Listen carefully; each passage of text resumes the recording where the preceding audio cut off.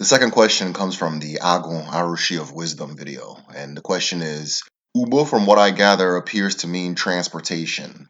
Example, Ugbo-Elu, which is the Ugbo of the sky, or Ugbo-Mmiri, which is the Ugbo of the water. It also appears that associates of Ugbo-Mmiri or the Ogbanje use it as transportation. Please throw your light on this. As far as water devotees and Ogbanje go, both have a spirit that either comes from water or is called upon by the waters to serve it. So you'll hear people who are water elements tell you that they have to live by water or they have to have water around them, and this generally reflects an aliveness or a feeling of belonging they get when they're near water. The presence of water activates a part of their spirit that allows them to transcend if they choose to do that. Some Ogbanje come into the world just to have this feeling again, and therefore insist on being by water or taking on lifestyles that involve water. They're known as Ogbanje. And then some people just live by water and don't really have the choice. So it's not necessarily something I would personally use to deduce who's who as far as water devotees and Ogbanje go, unless they themselves say it or it's been determined in a more surgical manner, I guess. Now, as far as Ugbo goes as a word, one of the reasons it's easier to explain everything that we're discussing in the Igbo language is that that's where the information is embedded. You can understand a concept more simply just by saying the word when you're speaking Igbo, and it kind of explains itself from there. In my Arushi Explained video, I talked about how the universe is like a spider's web in Igbo cosmology. The spindle strings, which are the strings that radiate outwards, are the Arushi or Ironsi, as we determined in that video.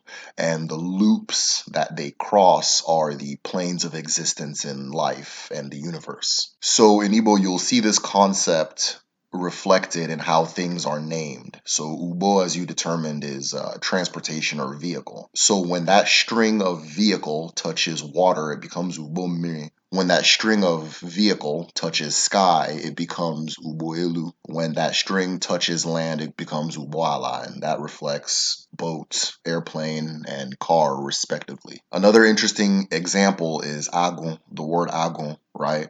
So agon is a string. In water, it becomes agui, which is crocodile. In the sky, it becomes agunwo, which is a hawk. In the forest, it becomes aguahia, which is leopard. Whatever common string ties those things together is what is being described with the word agon. And from those examples, as far as that goes, I see that it's something stealthy. I see that it's something that is a master of its environment. I see that it's something that is an apex predator wherever it's at. You also see this in title taking. So if you have a word like Igwe, Igwe is sky, but it is also the Arushi that is married to Allah. So it's the husband of Allah. So when someone says that they're the Igwe of a land, they are saying that they're the husband of the land and therefore the head of the household as far as the land goes. The Arushi can be explained like this as well. On one plane, Kamosu manifests as Uwa, then manifests as Allah, which manifests as woman. So there's a common string connecting all of them spiritually. And the gift of understanding one is that you get to understand the others to an extent.